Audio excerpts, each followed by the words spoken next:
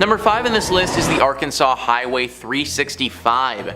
There is quite the tale that surrounds this highway in Arkansas, one that makes driving on it quite scary. Arkansas.com says, years ago a young man was driving down Arkansas 365 south of Little Rock when he saw a young girl on the roadside. He offered to give her a lift and draped his coat over her shoulders because she was cold and soaked from the rain. She gave him directions to her house. When the young man got out of the car and walked around to the other side to help her out of her seat, no one was there. Confused, the man walked up to the house and knocked on the door. A woman answered and she explained what had occurred. She said, "That young girl is my daughter who was killed years ago. She hitchhikes back home once a year." The young man then drove to the cemetery to see the young girl's grave. There he found his coat draped over her tombstone. This is just one of the stories of this young girl, but this happens, as the woman suggested, once a year. Once a year, a good Samaritan who is simply trying to help the young girl will be fooled into driving a ghost around for a few hours. I have no idea how that dude, after getting to the cemetery, was able to get in his car and keep driving after that. Like, the second I saw my coat dangling from the tombstone like that, I would immediately tapped out. I couldn't figure out what time of year this happens at, which is too bad, because then I could have warned you guys, but be aware that it will happen without fail at least once. So if you do see a young girl on the side of the road along this highway, definitely stop to help, but just know you might be picking up a ghost. Number 4 on this list is Mary Walters. The legend of Mary Walters goes hand in hand with the legend and haunting that surrounds Curran Hall. Arkansas.com says, currently the home of the Little Rock Visitors Information Center, the house was originally built by Colonel Ebenezer Walters for his young bride Mary. Mary Walters was never able to see the completed structure as she died in childbirth just before the house was finished. Grief-stricken, Colonel Walters left the state and the house was owned by several different people, some of whom have reported experiencing the presence of Mary Walters. Visitor center staff have also experienced eerie occurrences, including a picture coming off the wall and a coffee machine making coffee with no grounds or water present. Mary Walters apparently haunts this ground now and the areas surrounding it. Nobody really knows what it is that she wants, just that she's here all the time, haunting everyone and everything. I guess she must really be fascinated by the coffee maker though, because that's often a device that she haunts and messes with. Maybe just technology in general is something that gets to her. Considering she never got to see this building get finished, to see it now, totally finished, and also with literal futuristic stuff in it would be kinda crazy. Well, I guess normal stuff for us, but futuristic stuff for her. Either way, she isn't said to be a dangerous ghost, just an annoying one. Be wary if you ever end up at Curran Hall, Mary Walters might be watching. Number 3 on this list is the Clayton House. This has got to be one of the most haunted spots in Arkansas and has developed quite the legend around it. Arkansas.com says, originally serving as the residence for William Henry Harrison Clayton and his family, the Clayton House has also been home to several paranormal experiences. Director Martha Seiler and her employees steer clear of a bedroom on the second floor where the sounds of boots stomping and doors slamming have been heard. In Clayton's study, Seiler and her daughter have both seen an apparition of a woman with gray hair dressed in brown. A carpenter took some pictures while working on the house, and when he got them back, a woman appeared. Paranormal investigators have captured several recordings in the house, including one of a cat meowing and a man yelling an obscenity. When the public was invited on these investigations, a woman reported her hair being tugged and a man saw a person's face. Wow, so there is a lot going on here and a lot to break down. First off, we have the sounds that are coming from the second floor. Boots stamping on the ground and doors slamming. Is this potentially the ghost of William Henry Harrison Clayton expressing his disapproval of something?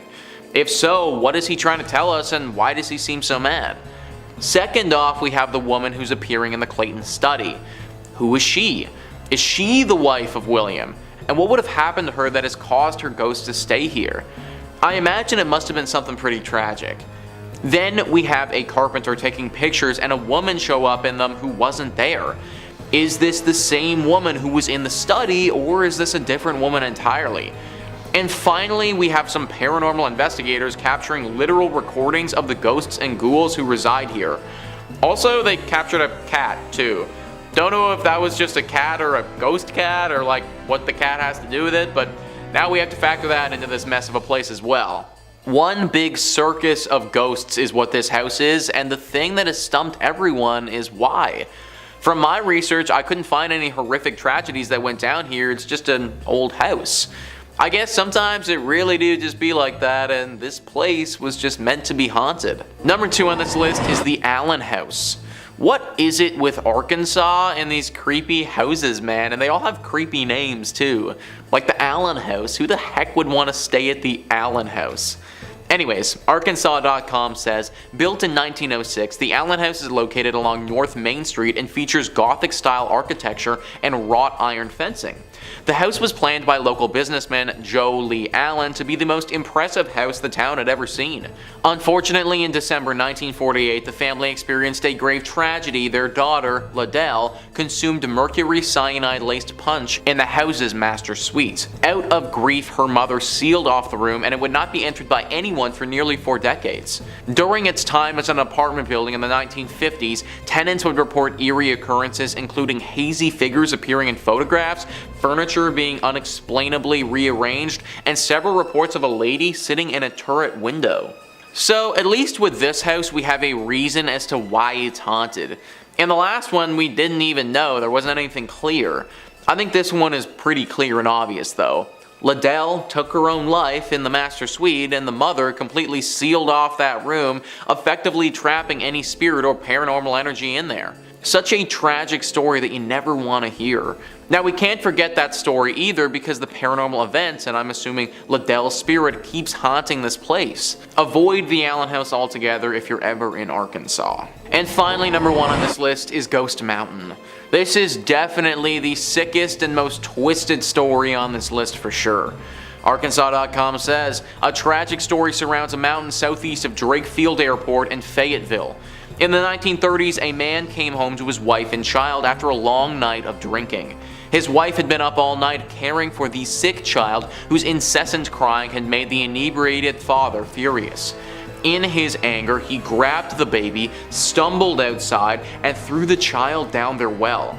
His wife grabbed the well's rope in an attempt to save the baby, but the father cut the rope, leaving the wife and child in the well. The father left town never to be seen again. Reports have been made that a woman's screams and a baby's crying can still be heard in this location. If this story is true, then my god, this father rivals the most sick and twisted individuals to ever walk this earth. I don't care how drunk you are, to take your kid and to throw your own child, your own flesh and blood, into a well, and then have your wife follow that child, and to leave them there. This is the scum of the earth, guys. It's no wonder this place is haunted based on an event like this.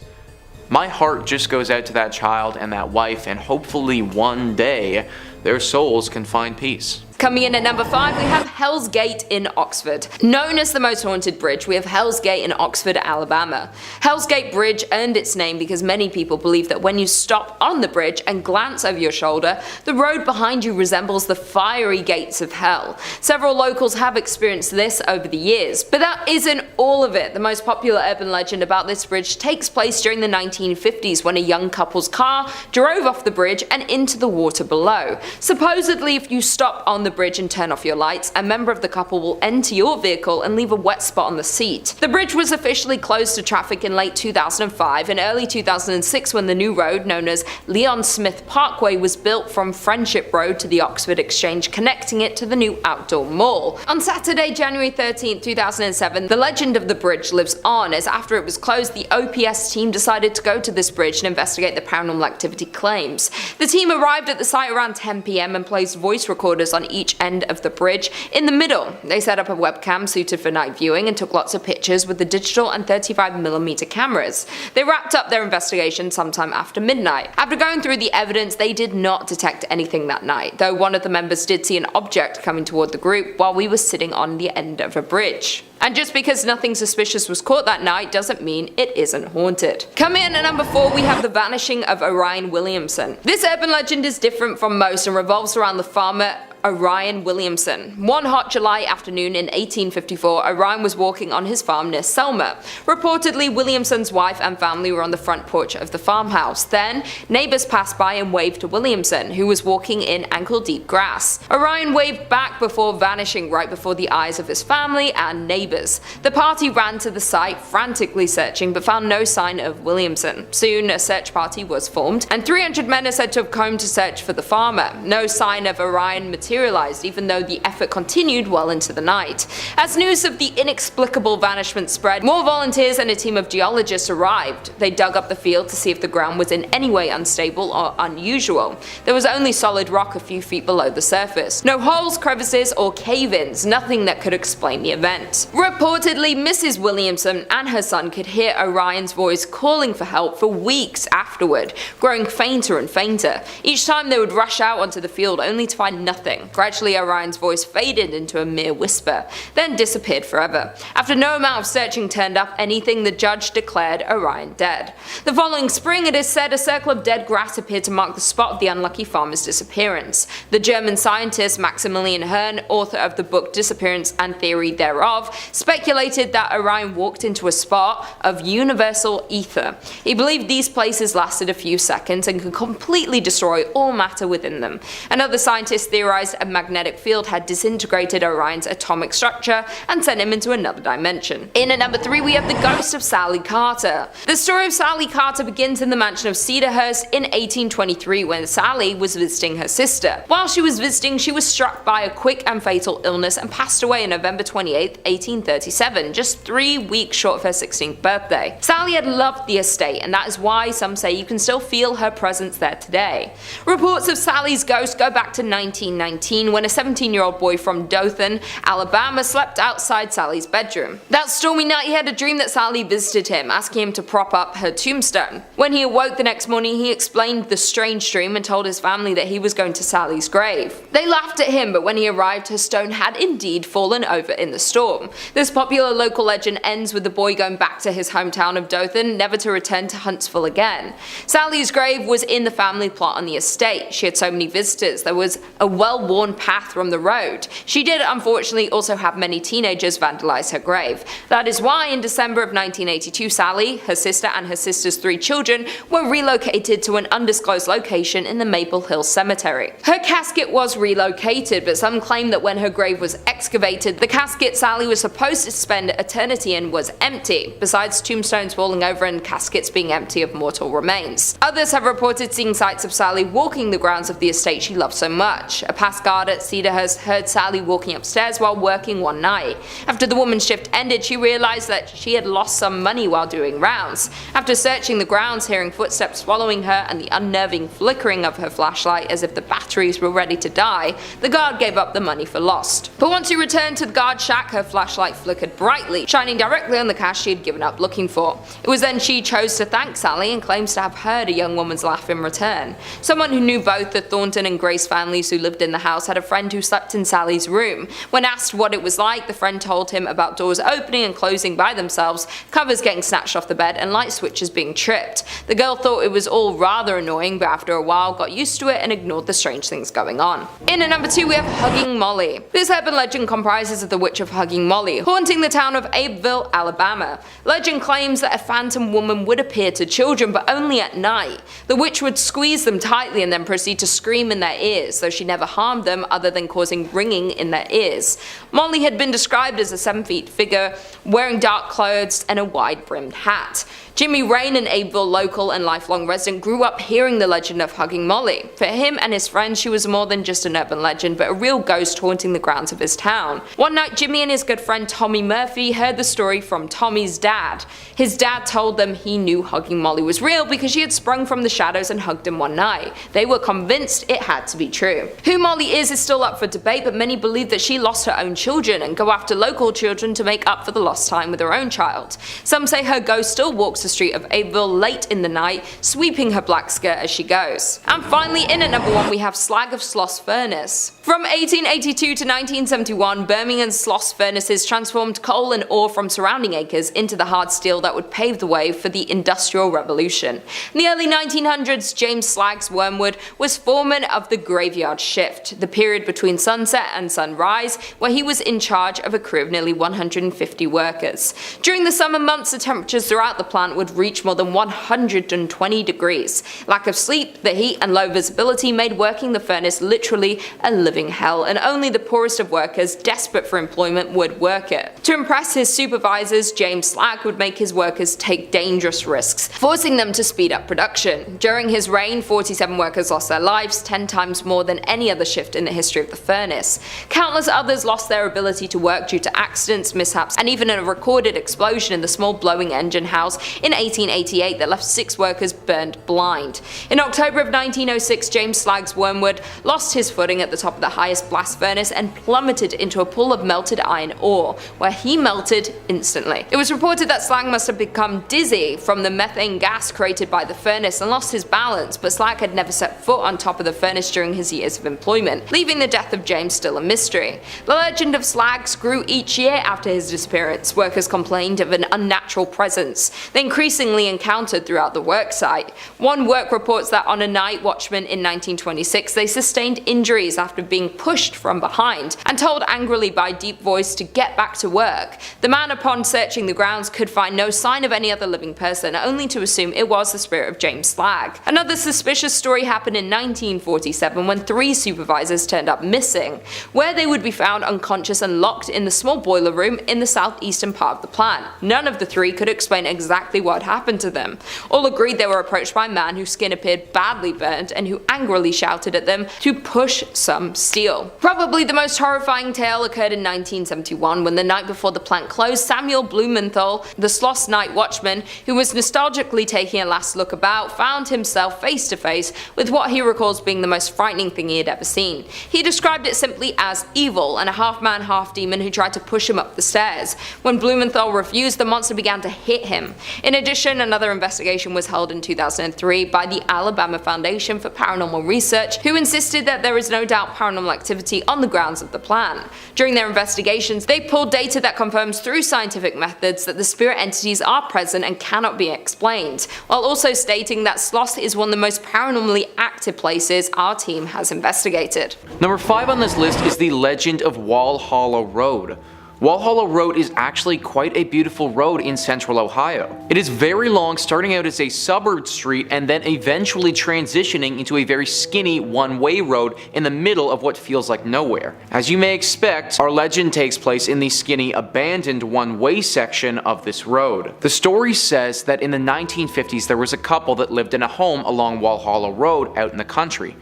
Now, no one is really sure what prompted the husband to do this, whether he had just gone insane or if the wife had done something that he did not approve of, but one evening he totally lost it. He grabbed the axe from the garage and brutally murdered his wife in the attic of their home. The whole story gives me some serious Jack Nicholson in The Shining type of vibes.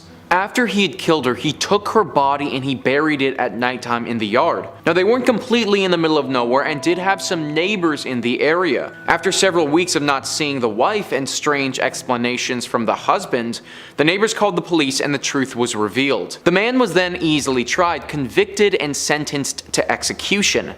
After his death, though, people started reporting seeing him around the area. When they reported this, nobody took it very seriously, considering it had been big news when he was sentenced to death and everybody had heard about it. More and more sightings came out though, and it was always the same story. They could see along the side of the road ghostly apparitions of the husband who was killing his wife. Almost as if the scene was getting played over and over and over again. The locals now swear that if you head down that road and get to the one-way, then it's very possible that you will see the ghost of our murderer replaying the killing of his wife. Number 4 on this list is the Lizard Men. Now this is certainly a strange one, but honestly it's one of the biggest urban legends that Ohio has to offer. The legend can be traced all the way back to 1955, where it was reported that a traveling salesman spotted these strange looking creatures. Now this story sounds a little bit ridiculous to me if I'm being completely honest, but apparently 3 lizard-like creatures that are roughly 3 feet tall were standing on their hind legs having a full-on conversation.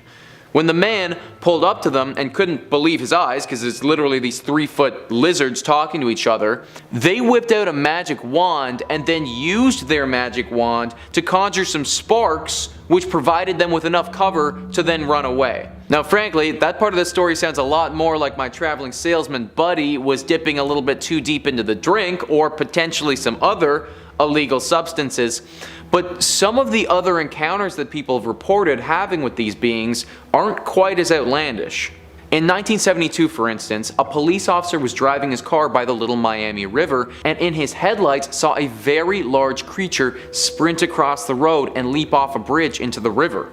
He was totally blown away and said that the being was nothing like he has ever seen, painting the picture of a unique lizard-like man when he described it. Throughout the years, there have been a lot more sightings of the lizard creatures by Little Miami River, similar to that of the police officer. Up to this point, there haven't been any deaths or harm that has befallen on the people that have come across this creature, or creatures, so it isn't necessarily too scary, but I had to include it on this list simply due to the amount of sightings that people have had and how popular of an urban legend it is to the Ohio locals. Number 3 on this list is the legend of the Hatchet Man. Back in the 1800s, there was a man named Andrew Hellman who owned and operated a cemetery. One evening, Andrew was finishing up his business outside, and he was savagely attacked by an unknown assailant. The attacker had a hatchet and used it to cut Andrew's body up into little tiny pieces. This clearly wasn't enough for the killer though, who then took all of these little bits of Andrew and scattered them around the entire cemetery. Andrew was a nice man and didn't deserve this at all, and he definitely didn't deserve for his soul to get trapped in limbo like it is right now. Legend says that Andrew's spirit still wanders through this cemetery and has completely lost its mind. People have reported hearing the sound of somebody banging a hatchet on gravestones throughout the cemetery, screaming at the top of their lungs as they do it. It has also been reported that they have discovered hatchet scrapings on the tombstones in this cemetery as if somebody had slammed a hatchet on them as hard as they could. Some locals even believe that Andrew's ghost or Hatchet Man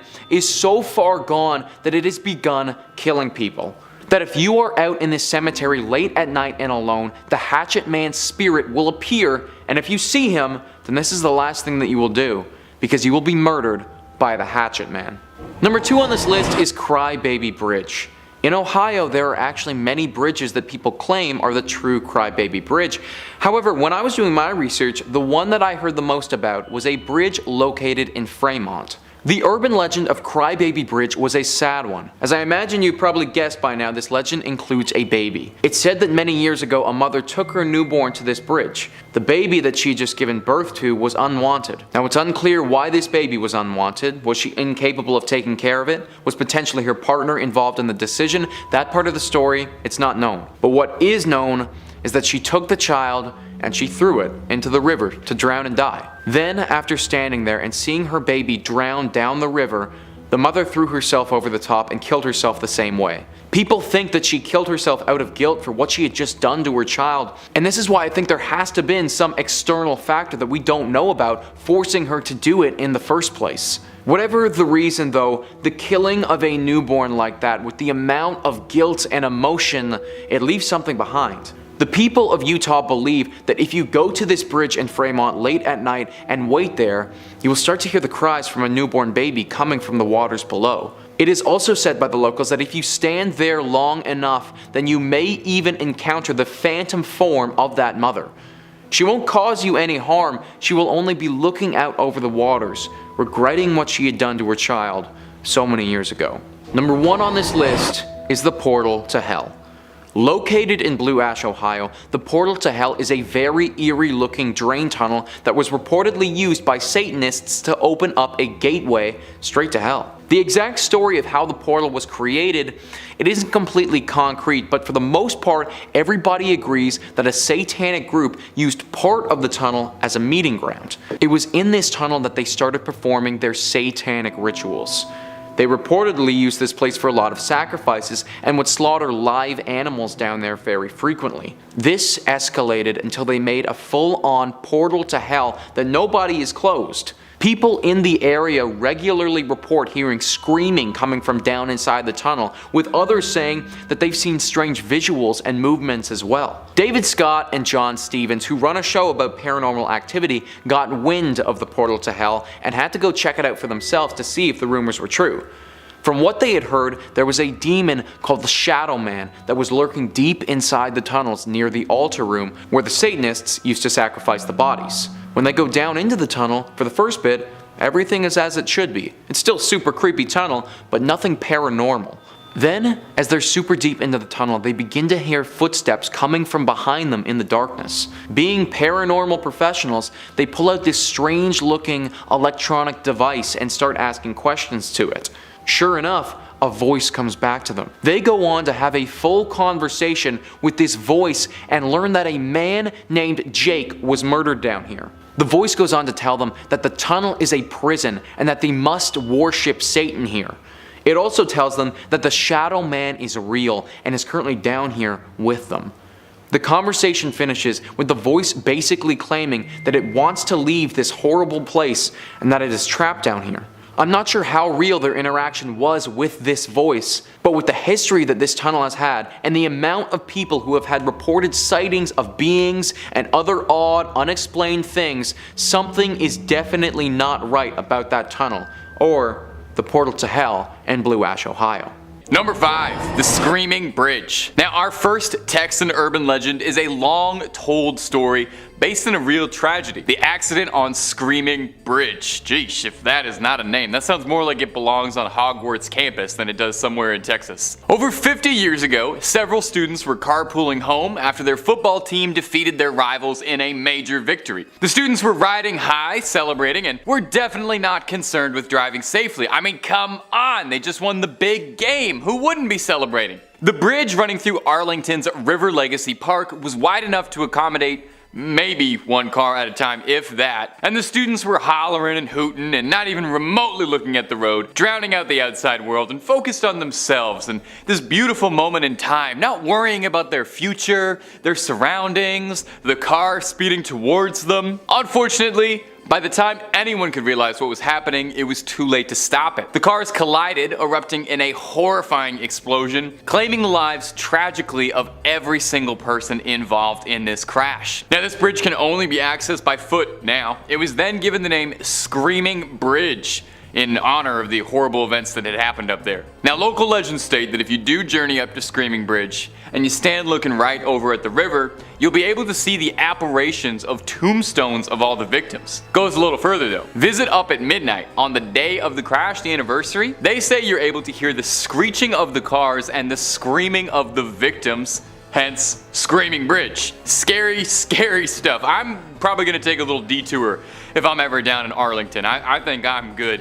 I'm sure there are plenty of non-haunted bridges for me to keep my feet on. And if you're looking for way more scary content, Top 5 Scary is the place to be. We've got urban legends from across the globe, horror movies, true tales, cryptids, ghosts, aliens, just about everything scary you could shake a stick at. So stay subscribed, but way more importantly, stay scared.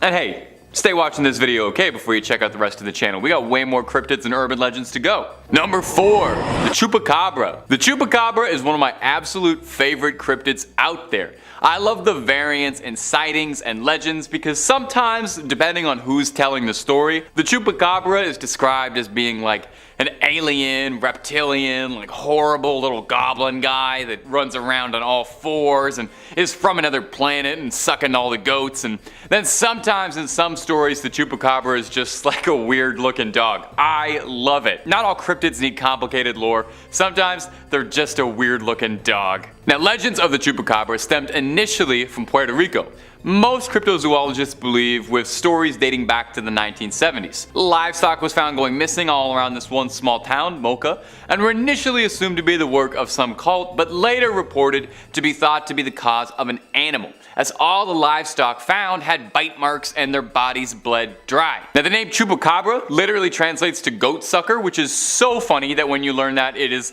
impossible to ever unlearn that. Now this creature is a widespread phenomenon reported across the Southwest and Mexico, but Texas of all places seems to be a real hotbed for the creature. One very determined author, Ben Radford, who's a researcher at the Center for Skeptical Inquiry, and he even penned a book appropriately titled Tracking the Chupacabra, says that Texas is a Chupacabra factory, one of the foremost places in the world associated with the beast. One of the more recent sightings, and one of the more viral ones that was going around, was a few years ago in Amarillo. A zoo's security camera captured weird footage of a creature standing on its back legs that looks a whole lot like a Chupacabra or Crash Bandicoot. You decide for yourself. Number 3. The Blackeyed Children. Our next entry details the paranormal sighting of a cryptid called the Blackeyed Children. Nailing down the first earliest sighting of Blackeyed Children ever is difficult since there are some conflicting reports, but most people tend to agree that the first widely recognized instance of this was from a journalist in Texas in 1996 all the way down in Abilene. Brian Bethel was a journalist working at the time, and he said he stopped in a parking lot near a movie theater to write a check. He heard a knocking on the door of his car, and he looked up from his pen and paper and said, and I'm quoting him on this, he said he felt a soul-racking fear looking out at a boy and his younger brother. The boy told Bethel that he and his younger brother both wanted to catch a movie, but they didn't have any money. Bethel was uncomfortable with this, but dismissed it as just having the jitters. The two kids told him that, hey, we're just kids, nothing to be scared of, and that they didn't have any weapons, which is, you know, that's a totally normal thing that kids would say to you in a parking lot all the time to calm you down. Bethel told the boys that the movie they wanted to see was already playing and they wouldn't be able to make it in time. Since this was in 1996, we can only speculate on what they wanted to see, but I'm pretty sure it was the Arnold Schwarzenegger classic Jingle All the Way. Anyway, Bethel said when he broke eye contact with the young little weirdos, he found himself completely swallowed by his own fear. The boy's eyes then became completely black, obsidian as midnight on a moonless night. Bethel's story kickstarted a number of sightings of these black-eyed children across Texas and even showing up in other states. No one's got any idea just what they were or what they wanted, really. Like, what are they? What are their goals? Were they even human or just creatures sort of masquerading as humans? And did they really just want to see a movie and maybe he should have just driven them down to the Cineplex?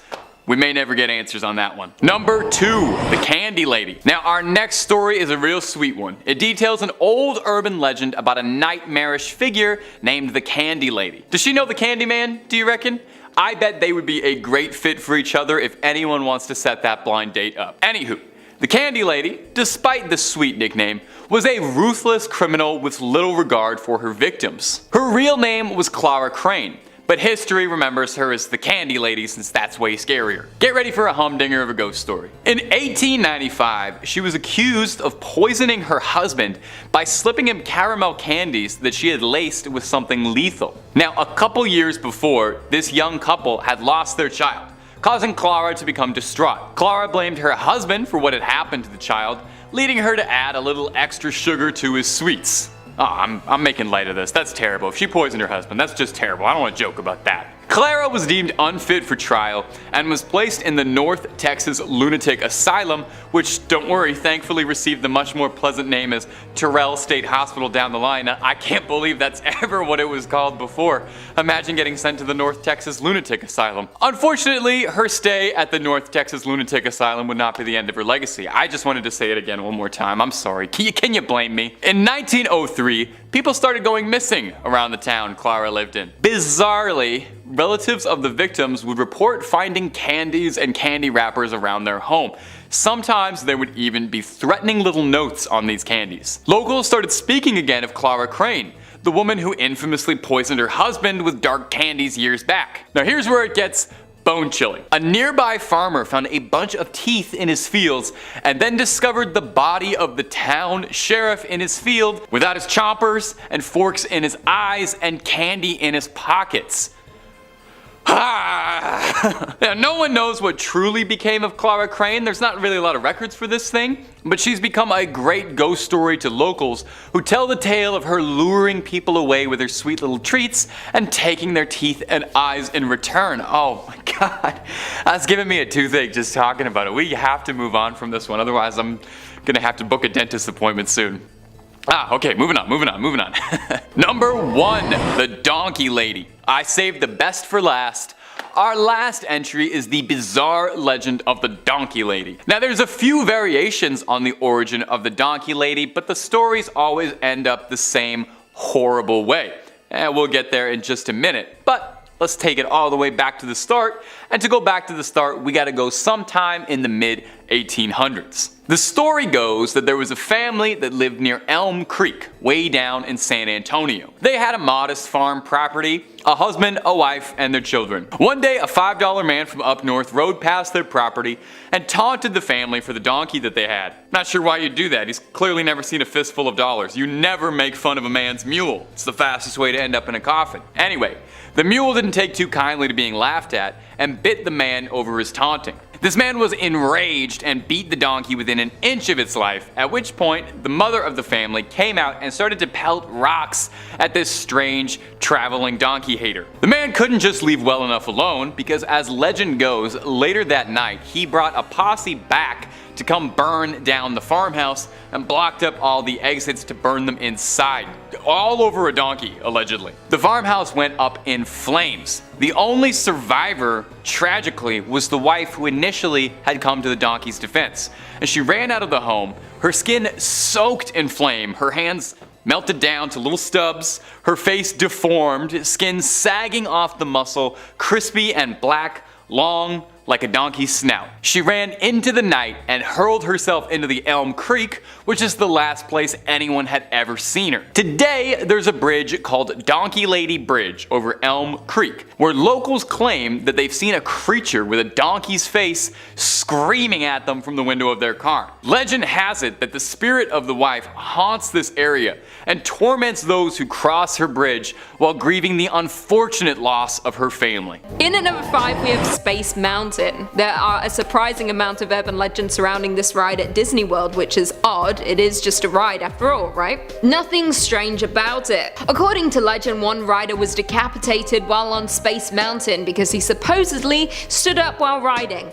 What an idiot. Now, this is only a little bit true. There was a decapitation, but it was on a test dummy, not a real person. No person has ever been killed while riding Space Mountain. However, there is another dark legend that surrounds this ride. According to legend, on Space Mountain you can find Mr. One-Way. Some accounts describe Mr. One-Way as a red-haired man with a red face, with stories stating that he hangs out in the line for Space Mountain. But this differs depending on who you ask. According to video footage, Mr. One-Way will sometimes get onto the ride with other passengers, grabbing an available seat. However, it is said that he disappears right before you reach the final tunnel at the end of the ride. On top of that, there is supposedly a second ghost called Disco Debbie, who is also said to haunt Space Mountain, and according to some riders, she glows in the dark. Very freaky indeed. Coming in at number 4, we have Magnolia Creek Lake. Magnolia was once a thriving riverport town in southern Wakulla County, Florida, which was established all the way back in the 1820s and is now classified as an extinct city by the State Library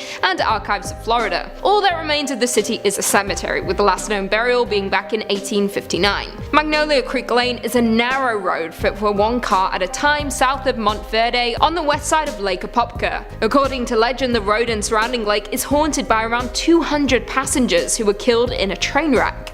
However, many have attempted to find evidence of this, but none has ever been found, yet the legend continues. Now, while the road appears to be built on an old train track, the only documented railroad ran slightly north of the location. Now, this road is supposedly where all kinds of horrible things happened back in the 1890s, and according to some locals at the creek that runs to Lake Apopka, you can hear the loud screams in the woods. However, when you get closer they move farther away. The screams are said to be that of the train crew that died. However, skeptics believe this is actually sound that is being reflected from another place. According to a local, Michelle, she said, I quote, "My cousin went to Montverde Academy and heard about this road that runs off 455 that used to be a railroad bed. And they say that if you go down there at night, you can hear ghostly sounds and see eerie shadows of people walking on the road. I don't know for sure about this because I never went there, so it is just what I heard. Coming in at number 3, I-4 Dead Zone. Interstate 4 is a highway in Florida that spans 132 miles, with it running from Tampa all the way to Daytona Beach. Now, the interstate is frequented daily by folks heading to work and those on their way to Disney World. Now, while it is a popular highway, it is also another nickname for it, the Dead Zone, an area where folks need to be particularly careful. This area of the highway has been the location of many accidents, electronic malfunctions, as well as supposed ghost sightings. So why exactly is this spot so dangerous and filled with so much paranormal activity? Well, this is because this quarter mile of highway was built over a gravesite, and as we know from movies, a disturbed gravesite means bad news bears. It means you're in for a nasty surprise. It means you're gonna die. Don't believe it? Well, oddly enough, on the very first day the new interstate was opened, a tractor trailer carrying frozen goods lost control and crashed directly above the disturbed graves of people who had died from yellow fever. It is believed that around 1,500 to 2,000 accidents have occurred on the highway since 1963, which is a lot. And worse still, many of those accidents resulted in death, and between a 24-month period, there were around 44 car accidents, resulting in approximately 65 people being injured. Some locals fear this area of the highway so much that they actually take a much longer route around it. On top of all of this, back in the 1950s, a young boy was said to have disturbed the graves, and the following night he was killed by a drunk driver. And to add insult to injury, the driver was never caught. Coming in at number 2, we have the Devil's Chair, also known as the Haunted Chair. This is an urban legend hailing from folklore that is attached to a class of funerary or memorial sculpture common throughout the United States during the 19th century. Now, these chairs were known as the mourning chairs for visitors to cemeteries to sit on when visiting loved ones. However, since then, cemeteries have provided benches for similar purposes. Once the original purpose of these chairs fell out of fashion, superstition quickly developed in association with sitting in the chair. For example, some young people dare one another to visit the site, most often after dark or at midnight, or in some cases on Halloween. Stories state that if you sit in the chair at these specific times, something awful will happen, with people fearing that they will be punished. In Florida specifically, the Devil's Chair is located in Cassadaga, Florida, and is a graveside bench in the cemetery that borders Cassadaga as well as Lake Helen. According to legend, an unopened can of beer left on the chair will be empty by morning. Now, in some stories, the can has already been opened, and in others, the liquid is simply gone through the unopened top. On top of that, it is said that the devil will sometimes appear to anyone bold enough to sit in the chair itself. So if you do decide to visit the chair at night and take a seat expecting to meet the devil, just be sure to have a beer in hand ready for him, because it is said that he will be expecting one. As am I, all the time. I would like a beer. Maybe that's why I'm evil. I'm the devil. And finally, coming in at number 1, Legend of the Skunk Ape. Also known as the Swamp Cabbage Man, Swamp Ape, Stink Ape, Florida Bigfoot, and Louisiana Bigfoot, this is a creature that is said to inhabit Florida and is named for its appearance and for its unpleasant odor that is said to accompany it. The ape has supposedly been a part of Florida folklore since the settler period, which is absolutely insane. One of the first reports of the skunk ape in Florida came from the year 1818, when a report spoke of a man-sized monkey or ape raiding stores and stalking fishermen. This became particularly common in the 60s and 70s, with one sighting occurring in 1974 which spoke of a large foul-smelling hairy ape-like creature which was said to run upright on 2 legs in the neighborhood of Dade County, Florida. However, some people were skeptical, including investigator Joe Nickel, who stated that these reports may represent a black bear and that the sightings may in fact be hoaxes or misidentification of wildlife. In terms of appearance, the creature is said to resemble the Sasquatch of the Pacific Northwest. However, the skunk ape is said to be shorter in comparison. It has long patches of fur on the shoulders and arm and is often described as a mottled rusty red color as opposed to the Sasquatch's brown and black coat. Coming in at number 5, we've got the Mullan Monster. If you've ever taken a drive up the 87, you might have come across a set of very colorful, very large footprints tracked across the highway. While these particular prints were put there by people, they are in homage to the Mullan Monster, aka Arizona's answer to Bigfoot. This big beastie lives along the Mullan Rim and has been seen from Prescott all the way to Clifton. Sightings of the monster date back to early as 1903, with plenty of reports of video, tracks, and hair samples appearing since. People claim that the Mullan Monster is a bipedal humanoid towering over most at 7 feet tall, leaving behind 22-inch footprints. Like most ape-like beasts in the woods, it has crazy strength and some wild eyes. Some claim it's covered in long black hair, others say it's reddish-brown. Maybe it changes with the seasons, or maybe there's more than one. The Mullan Monster is also known for smelling really, really bad. Like dead fish, skunk, BO, peat moss, and snapping turtle musk. I'd hide out in the woods if I smelled like that too. Part of the reason why it's so rarely sighted is that it tends to be active at night. It will hunt and gather all sorts of different foods under cover of darkness and make little nests for itself. You stumble across one of these pine needle refuges, get the hell out of there. This beefy monster is known to be very territorial and very violent. It reportedly likes to decapitate deer and other wildlife before digging in, and if it can pull the dome off a deer, it can pop your top off like a bottle of Coke. Be careful if you hear any weird noises too, because the Mullan Monster likes to mimic other wildlife. Birds, coyotes, it is even reported to shriek like a woman in distress. So don't go running off to save the damsel, because you might find yourself face to face with a very hairy hunter. Tie up your supplies if you're camping too, as the monster will rummage through stuff left out. You know, they were all about the hairy man or the wild man or something like that. And of course I didn't believe them.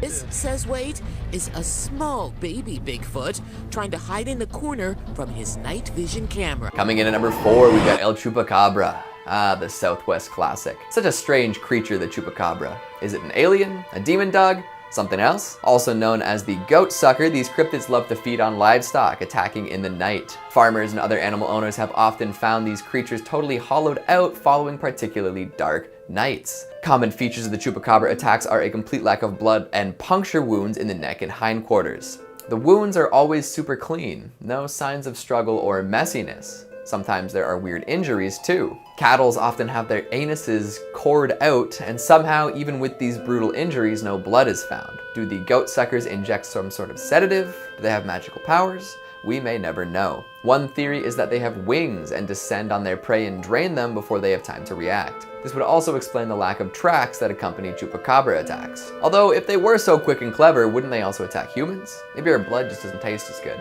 Now, this legend didn't start in Arizona, but now it's quite prevalent. El Chupacabra seems to have originated in Puerto Rico and made its way into Latin America, eventually spreading to the southwestern states. Now you'd be hard-pressed to find an Arizonan without some sort of Chupacabra story. Tucson resident Billy Nubian claims that he saw one attacking his goats late one night. He was startled awake by the panicked sounds of his goats bleeding. Running outside to investigate, he saw a huge rat-like creature pinning one of his goats. It then turned to face Billy, let out a blood-curdling scream, and ran off into the dark. Sarah A. has a similar story where she encountered a half-man, half-ape creature crouching frog-style in her yard.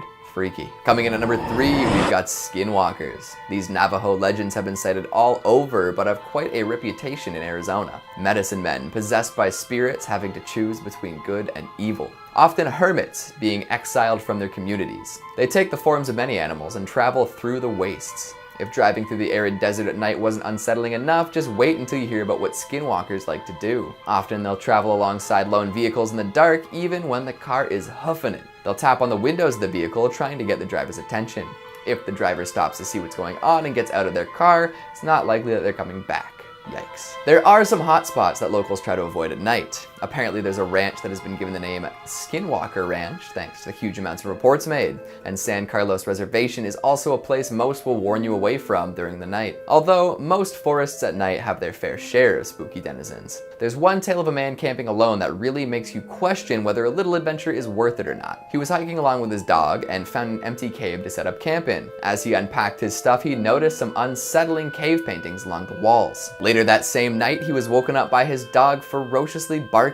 As he sat up to see what was the matter, he saw a malformed creature slinking near the entrance of the cave. Acting quickly, he shot at it with his rifle, but this only stunned the creature. It called out to him, saying that it wanted to help. Sure. At this point, the man grabbed his dog and hightailed it out of there, leaving all his stuff. He hasn't gone back since. Hopefully he didn't leave anything too valuable behind, although he did escape with his dog and his life, which are valuable enough. Coming in at number 2, we've got the Haunted Antique Mall. Back to Tucson for more terror and troubles, there's an old 2-story furniture store that was converted into an antique mall of sorts. You know the kind, set up like a flea market with all sorts of independent booths selling their wares. Well, one day customers were walking around upstairs looking at the assorted antiques, and they heard some clicking noises. One particularly curious antiquer decided to investigate and found the source. An old typewriter. The thing is, no one was around to operate it. The customers who had heard the typing were the only people upstairs. After that, more and more ghostly tales appeared. Furniture that was left neat and tidy at closing would be strewn throughout the aisles the next morning. Radios would increase in volume with no one around. Employees found themselves frozen in place from time to time, experiencing a distortion of time. They would be stuck there as customers passed by in fast or slow motion. Apparitions would appear all over, sometimes appearing as a grinning boy, other times as a mischievous-looking teenager. Nobody knows who these wraiths belong to. After hearing loud crashing noises upstairs but finding nothing displaced, the owners decided it was time to close down the upper level. Now, considering that all sorts of people were bringing in antiques from different sources, it is possible that all these ghosts came from haunted objects. Or it could be that the furniture store itself is haunted. Nobody's come up with concrete proof of the hauntings, but if you ever find yourself antiquing in Tucson, watch out for paranormal activity. And finally, at number 1, the ghosts of Slaughterhouse Canyon. I mean, the name of this canyon should be enough to give me to its bad news. Let me say it again. Slaughterhouse Canyon. Come on. The tale that accompanies the terrifying name comes from the gold rush back in the 1800s. A young family moved out to try their hand at striking it rich. However, this plan did not go very well. Soon they were hungry and destitute. The father would often head out for days, searching for food to sustain him and his family. Tragically, one day he never returned. Without the father to keep them fed, the family slowly starved. As their bodies wasted away, so too did their minds. Eventually, the mother couldn't take it anymore. Her children's cries were too much for her to bear. She donned her wedding dress and ritualistically killed her children. Carrying the corpses down to the nearby river, she wept and screamed. After she dropped their bodies into the water, she wandered around until succumbing to starvation soon after. This sad story forever marred the reputation of Slaughterhouse Canyon. Now, if you visit at night, you might be able to hear the pained cries of the murderous Mad Mother. Tragic and terrifying. Number 5 on this list is Stulls Gateway to Hell. Anything named Stull was just doomed from the start, guys. Thrillist says the tiny town of Stull has counted very few residents since it was founded in 1856. The most famous is rumored to be Lucifer himself, who some say appears at the town cemetery on Halloween and spring equinox. They say he uses the site where a roofless church once stood as a portal to and from hell. Some say that he's drawn to the site of frequent witch hangings. Others believe one of the graves actually contained Satan's own child. Either way, new graves continue to be dug despite signs warning against trespassers, perhaps referring directly to the Prince of Darkness himself or the cults that are rumored to flock to the grounds. The first published article about the horrors are traced back to a 1974 article in the University Daily Kansan, though whispers about evil have persisted since 1900 or so. In 1998, the hanging tree was torn down to stop people from visiting. It hasn't lessened the need for a small town to bolster an annual police presence to deter visitors looking for a glimpse of the devil himself. So we have witch hangings here, we have cults that flock here, and then we also have the worst thing of all, the literal devil potentially calling this place home. How could somebody decide to name a town Stull? That is way too close to the word skull, and it's just destined for failure. People have been smart enough not to live here all that much, and as Thrillist has said, the residents are few and far between, but it doesn't change the fact that this place is deeply haunted. If the devil truly does live here, and there is a portal to hell, then there's no telling what other crazy things can happen here. Maybe there are few residents around because the devil has been taking them. I also think it's interesting that there are more police around this place. Why would there be a bunch of police around an area where there isn't that many people? Maybe the government knows something about this place that we don't. Maybe they're hiding something and don't want locals finding out. It's just a theory, but based on the rumors around this place, I could believe it. Number 4 on this list is the Devil's Chair. I am perfectly happy with my lazy boy and don't need to be sitting on any type of devil's chair anytime soon. Insider says the legend of the Devil's Chair goes like this. An old farmer in Alma refused to sell his land to the city in order to build a new cemetery. Someone got a little too tired of waiting for him to sell, so he was pushed into his own well. Eventually, somebody said that there was a terrible smell coming from the well, so the city sent someone to investigate. It was ruled that the well was empty and it was boarded up. Now, if you make your way to Alma, you can actually sit on the boarded up well, but legend says that people who have sat on the well have been known to mysteriously disappear. Where the heck did my dude go? He was down there in the well and then just poof, he was gone. Like, did his body go underwater and just couldn't be seen, or was there something more paranormal afoot? Well, whatever happened to the body, I guess it doesn't matter too much now, because there was certainly something paranormal happening here today. If you sit on this chair, you will literally go missing. Yeah, maybe let's stop sitting on the haunted well that people have named the Devil's Chair. Maybe, oh, I don't know, let's put a fence around it, or better yet, let's just destroy the damn thing. Number 3 on this list is Sawyer Castle. Sawyer Castle is currently haunted by the ghosts of 2 lovers who left this world far too soon. Ranker says, this haunted Kansas mansion has many gruesome tales attached to it, but certainly the most awful one involves the tragic suicides committed by a husband and wife during the Civil War. The owner of the house had gone to fight and instructed his wife to wait for the arrival of a particular ferry that he would be coming home on. When her husband did not return on that ferry, she assumed him dead and hung herself in the bell tower. However, he was in fact still alive, and upon his arriving home, he found his wife dead and killed himself out of misery. It's said that strange lights and noises emanate from the house's bell tower to this day. This story is very similar to that of a classic play, Romeo and Juliet. 2 lovers, held apart by something out of their control, take their own life in what is a clear miscommunication. Even though this was horrible, I suppose that they sort of got what they wanted. Now they're together forever, but just in ghost form. Of course, they can't just let this lie though and have to haunt this place and ruin everyone else's life who's still living here. Maybe they think that because they're still together and technically still around, that they should own the home, and anyone in it that's not them is a trespasser. Whatever it is that they think, they make it very difficult for those who go around here. I'd avoid this place altogether if I was you. Number 2 on this list is Fort Leavenworth.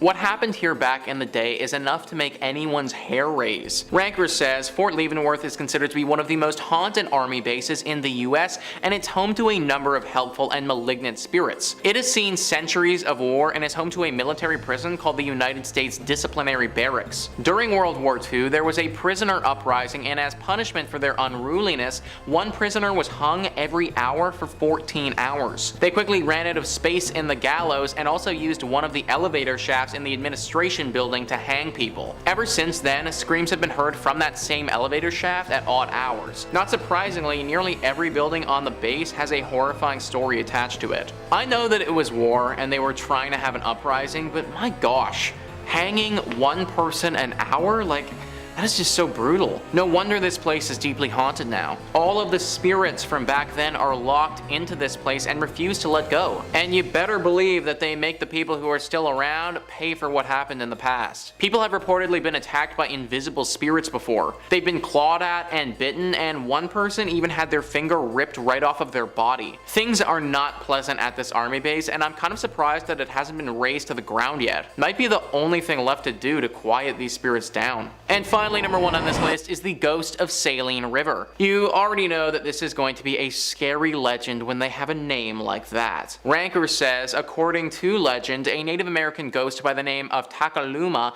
is said to walk the banks of the Saline River and was first spotted by a cowboy in the winter of 1879. Takaluma's spirit was condemned to wander the river until he found the skull of his dead father, who had been murdered by white men in the 1840s. The ghost rose from his burial mound and warned that far more powerful spirits might join in the search, but the skull has still never been found. What a horrible fate. Your father gets murdered, and then you have to spend the rest of your existence as a ghost wandering around this river searching for his skull. This ghost was once a calm presence, but time has made Takaluma angry. Now it's said that this ghost will drag unsuspecting victims into the river and drown them, then take their skull and see if he can convince the other spirits that it's his father's. This has never worked before, but when you have a literal eternity, I suppose you'll try anything. A beautiful river to look at from a distance, but not one that you want to get too close to. Number 5 on this list is the Mikk House. A ghost has a firm grip over this house and refuses to let go of it. Legends of America says, built in 1885, this old home was host to frequent Saturday night parties. On one such evening, the event ran into the wee hours of Sunday morning. Having been kept up very late, a maid who had worked for the party the prior evening overslept the next morning. Rushing from her bedchamber, she ran down the back staircase to the kitchen and fell to her death. Today, witnesses report that lights from the back staircase turn on and off by themselves on Sunday mornings, followed by the smell of cooking bacon from the kitchen when nobody's there. This house, which serves as an art gallery today, was listed on the National Register of Historic Places on July 12, 1974, located at 704 North 4th Street. Now apparently the author of this article actually went there personally, and they had an interaction with this ghost in person. They say, "My husband and I took a guided tour of the Mullan house 2 years ago,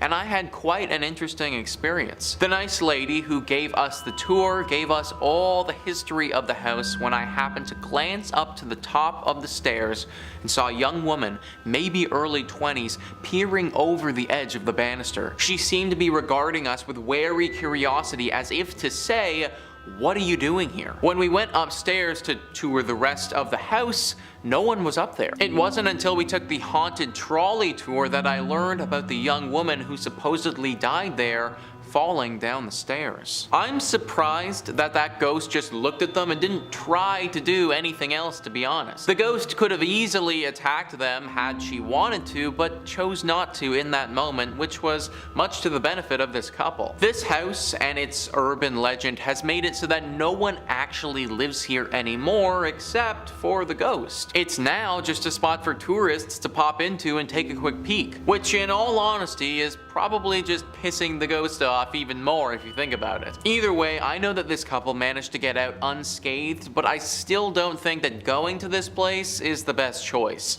I'd avoid it if you can. Number 4 on this list is the North 3rd Street home. Nellie Trueblood. That's the name of the person who used to live here. I feel like with a name like that, this place was just destined to be haunted. Nellie was a lonely person who died alone in this house many years ago. One would think that because she was so lonely, after she died, she wouldn't have wanted to cling to this world anymore, but that's exactly what she did. The new owners bought and moved into this house and then started renovating it. Well, apparently Nellie wasn't too fond with changing things up and liked it the way that it was. Balls of light that were roughly 2 feet wide would appear out of thin air and bounce around the home, scaring the living bejesus out of the workers who were sent to renovate it. This was enough for those guys to end the renovations prematurely and leave the house unfinished. Apparently, a family member of Nellie's would later come out and say that they weren't surprised she still haunts this place. This home was deeply loved by the family, and it would make sense that she would want to keep it the way that it is. The family member assured people that she wouldn't hurt anyone, but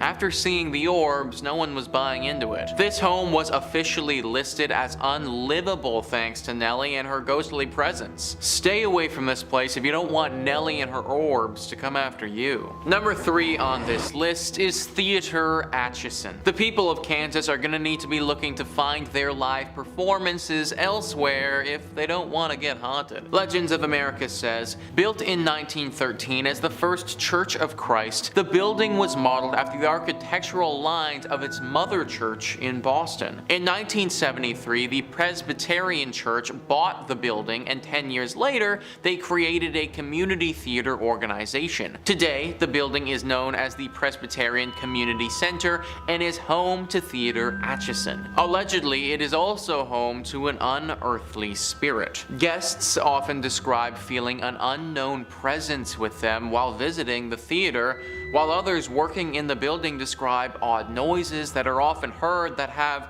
no apparent earthly cause. The word unearthly makes me pause for a second there. That makes me think that we might not even be dealing with a standard ghost or spirit here, but something far worse. Some type of underworld creature that is coming to harvest people's souls. Or something similar, but from a completely different planet. Now, why an alien would decide to conduct its devilish acts inside a Kansas theater is beyond me, but I guess I'm not from another planet, so I wouldn't know. This is more than just the Shakespearean Macbeth curse, folks. This is evil and dangerous, and it's not something that you want to mess with. Number 2 on this list is the Gargoyle Home. I think gargoyles are pretty dope, honestly. They're really cool and super fun to look at Maybe just not on my home though. Legends of America says, more often referred to as the Wagner House, this turn-of-the-century home was built in 1884 and 1885 by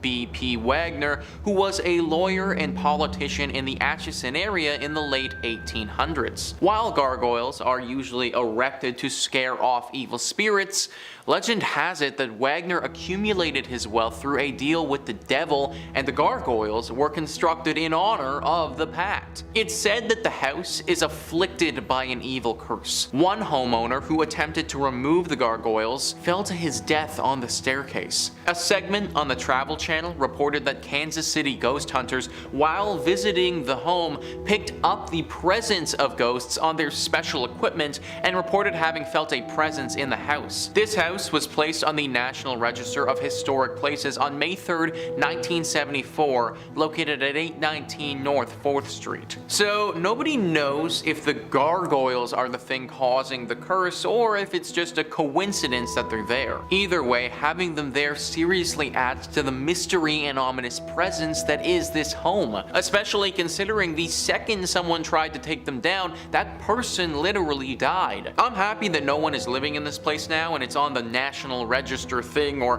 whatever, but that also means that this home isn't going anywhere anytime soon. Like, this house is going to be here haunting people and maybe even taking unsuspecting people's lives for a long time. That's a really scary thought. Hopefully we can get some more professionals in here to figure out what is causing this haunting for good and how to stop it. And number one on this list is Jackson Park. Parks are supposed to be nice, guys.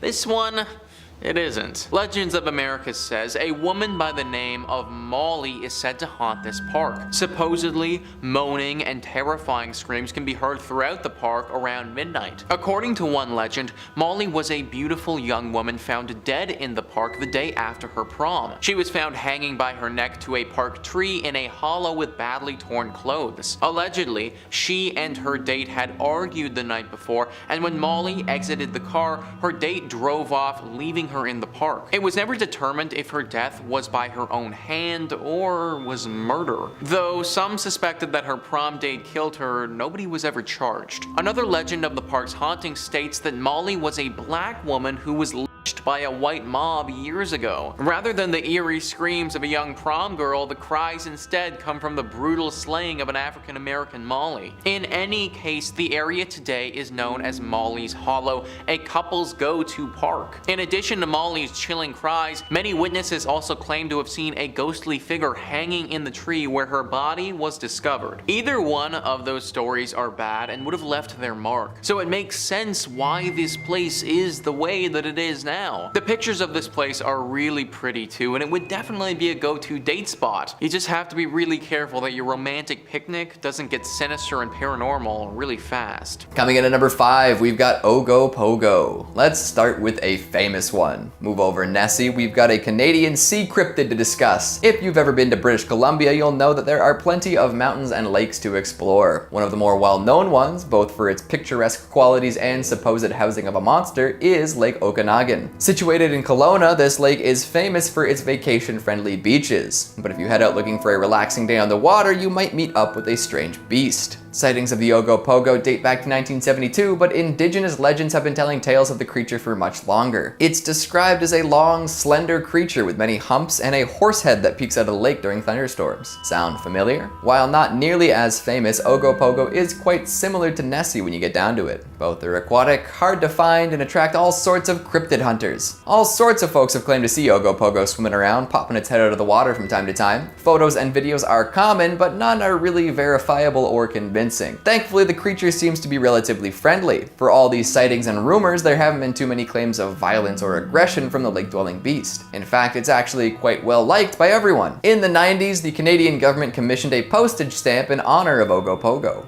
Way to go. Skeptics all have their explanations for what it might actually be, with one prevalent idea claiming that it's actually a primitive whale that only comes out during calmer seasons. Regardless of whether it's real or not, what's more fun to say in the end? Nessie or Ogopogo?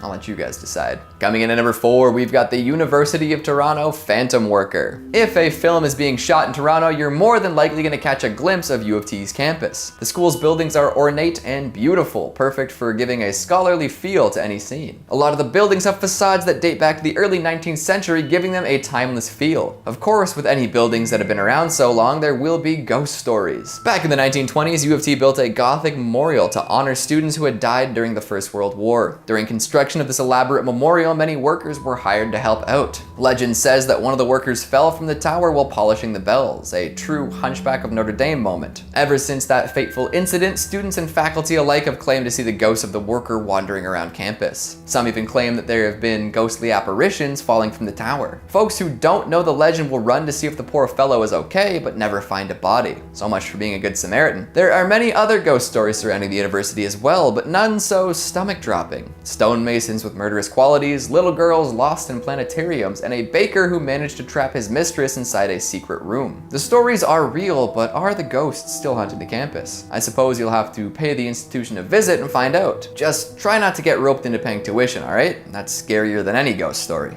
Coming in at number 3, we've got the Nennerlook. We've talked about urban legends from the far west coast and the most populous city, so now let's take a trip out east. Known for its quaint, peaceful charm, Newfoundland is the last place you'd expect to find terrifying urban legends, right? I mean, you can get screeched in and end up with a scary hangover and only a faint memory of your previous night, but that's something else entirely. The monster seen near Newfoundland dwells in the sea, but does so unconventionally. How do you think sea monsters usually get around? By swimming, right? Well, this thing acts a little differently than most. First sighted by Sir Humphrey Gilbert back in the 16th century, it was described as a lion-like creature. This fits the description of an Inuit cryptid known as the Nennerlook. Legends of such a creature have been passed down through generations of people, but it was considered just a legend to outsiders until Sir Humphrey Gilbert came across it himself. The Nennerlook is a gigantic beast estimated to be as tall as an iceberg. It's got white fur, huge ears, and loves to eat anything that gets close enough. Seals are the classic meal, but it won't turn down a human if they get close. Now, back to that bit about movement. The Nennerlook doesn't swim, it walks along the bottom of the ocean. Yep, not the most efficient way to get around, but it gets the job done. Imagine watching a gigantic beast just walk out of the sea towards you. This is also the reason why people say that it's not really ever seen away from shore. It makes sense considering how deep the ocean is. But if you ever spot a little antenna poking out of the water, it's time to get a move on. And if you ever hear a deafening roar, it's probably too late. Coming in at number 2, we've got the Cabbagetown Tunnel Monster. We'll return to Toronto for a moment, you know, because of the urban qualities of these legends. Get it? Well, every tunnel system has its fair share of legends, and the Cabbagetown Tunnel is no exception. I'm surprised nobody's gone back and tried to get footage of this strange creature. Back in the 70s, a kitten ran away from home. While searching for his lost feline, a man came across a tunnel in Cabbagetown. Thinking that the kitten might have run in here to hide, he descended down into the abyss. Scanning the darkness for any sign of the little animal, he noticed some motion off to the side. Thinking it might be what he was looking for, the man pointed his flashlight at the movement and saw something he was definitely not expecting, neither cute nor cuddly. He claims to have seen a monkey-like creature with glowing orange eyes standing at half the height of a man covered in gray fur. If that horrible sight wasn't enough, listen to this. The man froze up and kept his light trained on the monster. The monster didn't like this much and told the man in an awful, trembling voice, "Go away. Go away." And guess what the man did next? He hightailed it out of there and didn't look back. This story made its way around for a while, but nobody ever properly looked into it. That is, until a year later. The man's friend had convinced him to share his story, so he went to the Toronto Sun with the scoop. A reporter accompanied him back to the tunnel, and they both scoured the inside. Looking around, they didn't find any evidence of a monster, but they did discover the remains of a cat. Some speculate that the tunnel leads to a point in the Toronto sewer system, and others have different ideas. Either way, nobody has seen the Cabbagetown sewer monster since. Would you go looking? Finally, at number 1, we've got the ghost ship of Northumberland Strait. Heading back east for a moment, let's consider the Northumberland Strait. This is a body of water that separates Prince Edward Island from Nova Scotia and New Brunswick. It's said that there is a ghost ship that sails upon the strait, more often than not totally engulfed in flame. The legend dates back over 200 years and always seems to play out the same way. Folks on land will look out to see a beautiful schooner with pure white sails. As they look on, these sails will catch fire and the whole ship starts burning. Often people will head out on rescue missions only to find that there was never a ship to begin with. Legend says that the ship will only appear before a northeast wind, predicting a storm. So where does this ghost ship come from, and why does it always come back? Well, some people believe that the ship was captained by a pirate who made a deal with the devil. The ship had been fired upon and was burning fast. He wanted his treasure hidden and protected, so he signed the pact and sealed his fate. Now he and his crew are doomed to sail forever on this perpetually burning ship. Yikes. Now, skeptics will tell you that the ghost ship is simply a mirage, but if that were the case, then how do they explain the flames? Coming in at number 5, we have the Night Marchers. The Huaka Ipo, also known as the Night Marchers, are murderous shades, demons, and revenants that haunt the islands. These undead spirits are the fighters, heroes, and warriors of ancient Hawaii, who are well known throughout the Hawaiian legends. These warriors are believed to be eternally fated to march the islands, seeking their next battle. They're most active at night, but also have been reported to be seen during the day.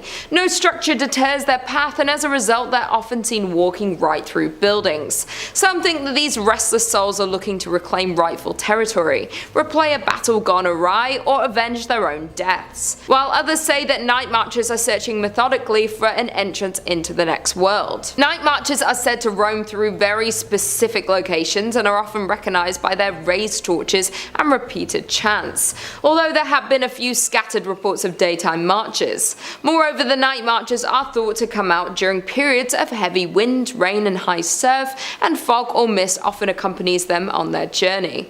It is also thought that the night marchers appear on certain nights designated by the moon, including Poakua, the 14th night of the new moon, and the nights of Kane, Ku, Lono, and Kanaloa. Although the night marchers allegedly float a few inches off the ground, some local accounts tell of seeing mysterious footprints in their path after they have passed. But where there was legend has it that resting your eyes upon the night marchers could signal a grim fate for the perpetrator, a friend or a relative, so witnesses are urged to crouch low to the ground, freeze, and don't look into their eyes. Any sound or movement could invite a night marcher's deadly glance. These night marchers are set diligently upon their destination and are not considered spirits that will deviate from their path to haunt humans nearby. Therefore, you must also be perfectly silent and still, for any sudden sound or movement could invite the deadly glance of a night marcher. If you make eye contact with the night marchers, you will die and be forced to march with them for an eternity. Coming in at number 4, we have Haunted Pei Highway. Pei Highway is known as a historic site and urban legend attached to it. The highway runs through the district of Nuuanu, a valley between the Ko'olau mountain range on leeward Oahu, and it was there that this decisive battle unfolded. Hundreds of warriors fought in the battle. Years later, during the initial development of what would eventually become the Pali Highway, more than 800 human remains were recovered. Some believe that the spirits of those warriors continue to haunt the area. Pali Highway is a staple of local urban legends and a popular spot for paranormal activity. People report coming back with photos of orbs or white mist or stories of supernatural encounters. One of the most common stories associated with the highway warns people not to take pork over the Pali. This is because it is known that if you try to bring pork across, your car will stop at some point along the journey and an old woman with a dog will appear. To continue on your way, you must feed the pork to the dog. While another story about the area describes 2 large stones at the start of the Pali Trail. These stones, according to the legends, were considered goddesses who took the form of these stone sentries to guard the Pali. Travelers would leave offerings in exchange for safe passage, and women would bury the umbilical cords of their newborns as protection from evil spirits. In at number 3, we have the Menehune. According to Hawaiian oral traditions, the Menehune were an ancient race of Polynesian people who inhabited the Hawaiian Islands before the first voyagers arrived. While there are no written accounts or skeletal remains of the Menehune, many Hawaiian legends reference them as mythical people of small stature and great strength. According to mythology, Menehune lived deep in the forests of Kauai and other Hawaiian islands. The Menehune are a mischievous group of small people who roamed the deep forests at night and are said to be about 2 feet tall, though some were as tiny as 6 inches, small enough to fit in the palm of a hand. They enjoy dancing, singing, and archery, and their favourite foods are bananas and fish. According to local legend, these small creatures are extremely industrious, master builders who are able to use their massive strength to accomplish great feats of construction and engineering in a matter of hours. The Menehune worked at night so ancient Hawaiians would not discover them. Their work would be abandoned if they were caught. Legend has it that the Menehune were capable of completing major projects in a single night, and they are credited with the construction of the Ellicoko fish pond. Though referred to as the Menehune fish pond, archaeologists believe the site was constructed 1,000 years ago and that the stones used in its construction came from more than 25 miles away. If not credited to be built by the Menehune, its construction is a mystery. Another structure with mysterious Menehune ties on Kauai is the Kikeola irrigation ditch located in Waimea. While ancient Hawaiians are known for their stone-crafted irrigation systems for growing taro, the Menehune ditch is a fascinating archaeological find because of the type and cut of stone used to create it. Instead of uncut or roughly shaped lava rock, the Menehune ditch is constructed of finely carved basalt stones. In addition to their handiwork, the Menehune have been known to use magic arrows to pierce the heart of angry people, igniting feelings of love instead. They also enjoyed cliff diving, and according to local law, they were smart, extremely strong, and excellent craftsmen, though because they worked at night, they were rarely seen by human eyes. Coming in at number 2, we have the Green Lady. By day, the Wahiawa Botanical Garden is a beautiful destination for those wanting to see lush tropical flora. Nearby, however, is home to a legend of a much more ghastly sight. If you decide to peer down into the nearby gulch at twilight, you may just see a glimpse of the local legendary Obake or Ghost, the Green Lady of Wahiawa. The story of the Green Lady takes place in the Wahiawa Botanical Garden, where one day while taking a shortcut through the nearby garden, the woman became separated from one of her children in the dense and dark forest. Unable to find her child, she lost her life of heartbreak and disappeared. Now she wanders the area and is said to snatch people that she finds playing in the garden and forest in an attempt to replace her own lost family. Reports of the Green Lady described her as a monstrous woman with green tinted skin. Her clothing and long black hair are covered in moss and seaweed, and her approach is heralded by the stench of the decaying plant matter that covers her. There have been sightings of a green woman in the forest, and the last known sighting was in the 1980s. People in Wahiawa sometimes dare each other to run across the bridge, as the story says that the Green Lady will come up on the bridge to take people away. The ghost has even been seen on the outskirts of Wahiawa Elementary School, which is located on the edge of the gulch. And finally, in at number 1, we have Pele's Curse. Moving towards one of the most known urban legends of Hawaii, we have Pele's Curse. Pele is known as the Hawaiian goddess of fire, lightning, wind, dance, and volcanoes. Her home is believed to be on the Halemaumau crater at the summit of the Kilauea volcano. Pele is often portrayed as a wanderer, and sightings of the familiar and popular goddess have been reported throughout the island chain for hundreds of years, but especially near volcanic craters and near the home of Kilauea, one of the most active volcanoes in the world. In these sightings, she appears as a very tall, beautiful young woman or an unattractive and frail elderly woman, usually accompanied by a white dog. Those well versed in the legend say that Pele takes this form of an elderly beggar woman to test people, asking them if they have food or drink to share. Those who are generous and share with her are rewarded, while anyone who is greedy or unkind is punished with their homes or other valuables destroyed. She is known for her passion and temper, with many visitors reporting hearing stories of her power and destruction. The legend of Pele's Curse says that anyone who removes anything natively Hawaiian, like pieces of rock or sand from the Hawaiian Islands, will feel the wrath of Pele, who views the rocks as her children.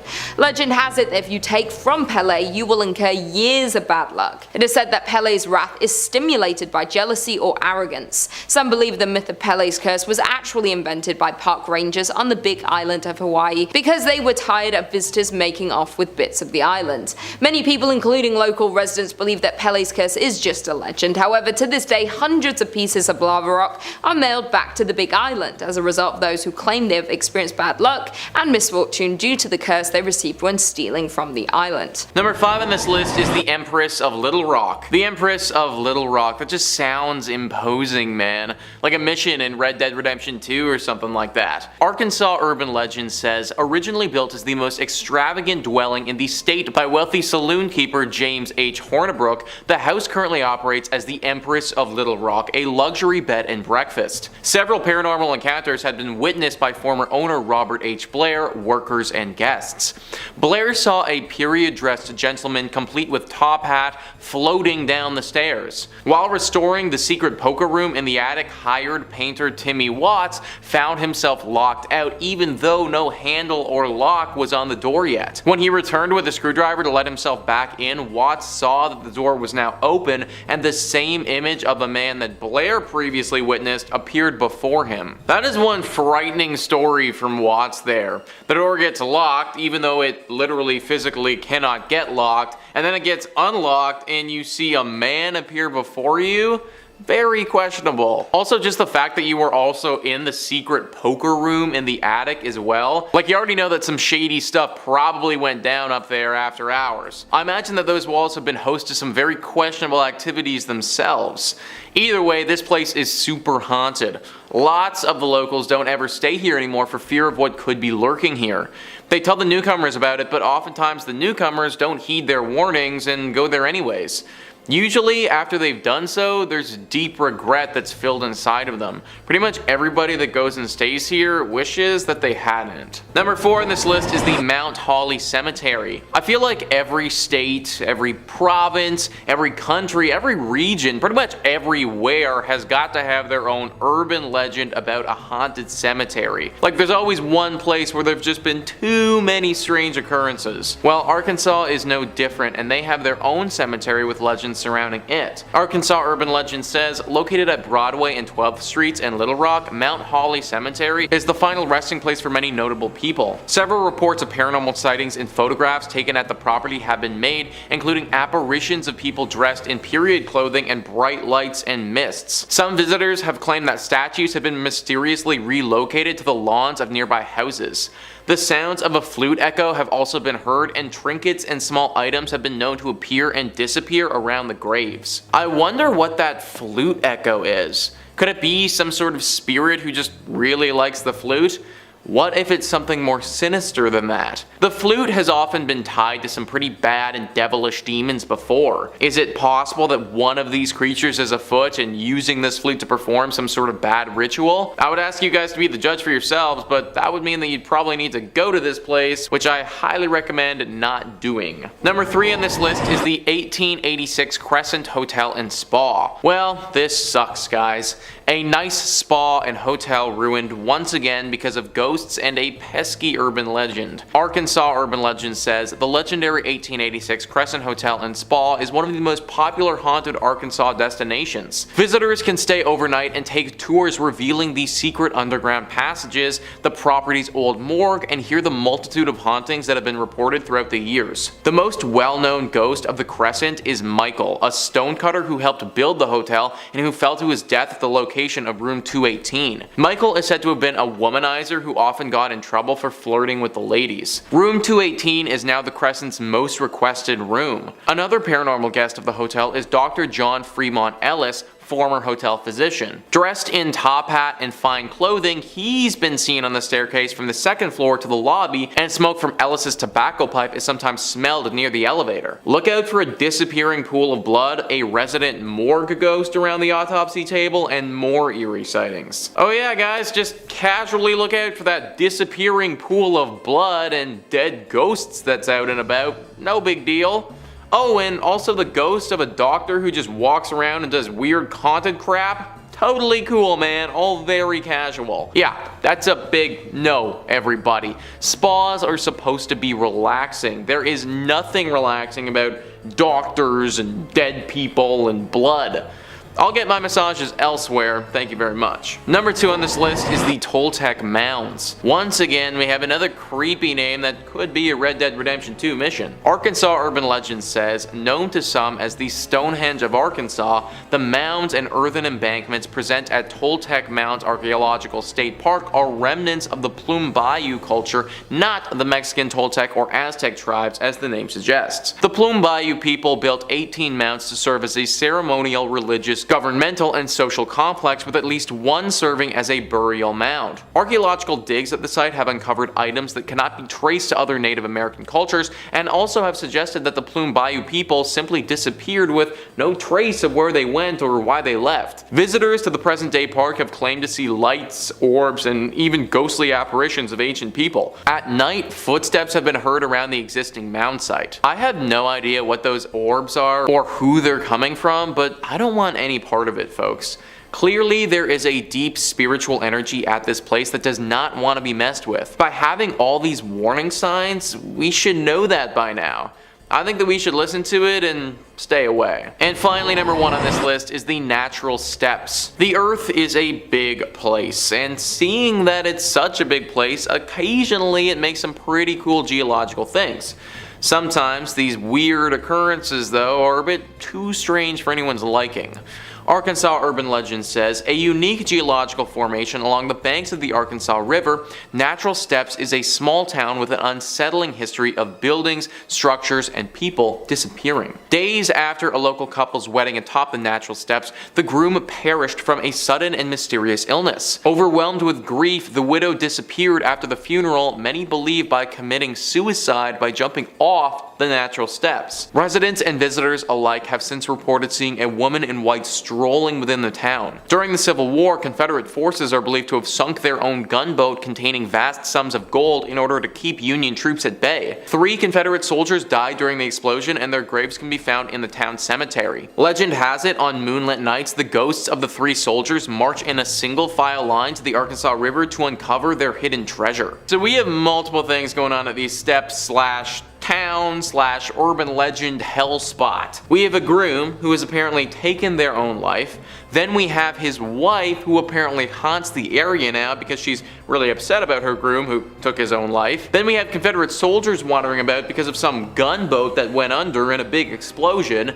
And then when the moon is out, apparently these soldiers decide that they want to go treasure hunting and go walk about to find it. This is just one big symphony of creepy. The only time I'd recommend going to this spot is when the moon is fully out, just to see if you can find the treasure, but even that is a big risk. In at number 5, we have Empire State Building Bermuda Triangle. We've all heard about the Bermuda Triangle. Also known as the Devil's Triangle, it is loosely defined as being a region in the western part of the North Atlantic Ocean. A number of aircraft and ships are said to have disappeared under mysterious circumstances. Since then, planes changed their flight path to avoid the triangle. Others avoid going anywhere near it altogether. But did you know New York has its own version of the Bermuda Triangle? It is located in Midtown, more specifically a large radius around the Empire State Building. Starting in 2008, drivers started to complain about the 5-block radius around the Empire State. Their cars would inexplicably die and refuse to start up again. It was almost every day, says Ronnie Yakubovich, manager of NYC Tire and Auto Care. He went on to explain that he would pick up the cars and tow them outside of the radius, and they would suddenly start to work as normal. His best guess is that the radio signals from the broadcast beacon on the tower were disabling alarm systems in cars and preventing them from starting. But if that was so, why did this only start in 2008? The Empire State Building was opened in 1931, so why did this start so recently? I guess we'll never know what is causing the phenomenon. Maybe just avoid the area if you can. In at number 4, Super Rats of Hurricane Sandy.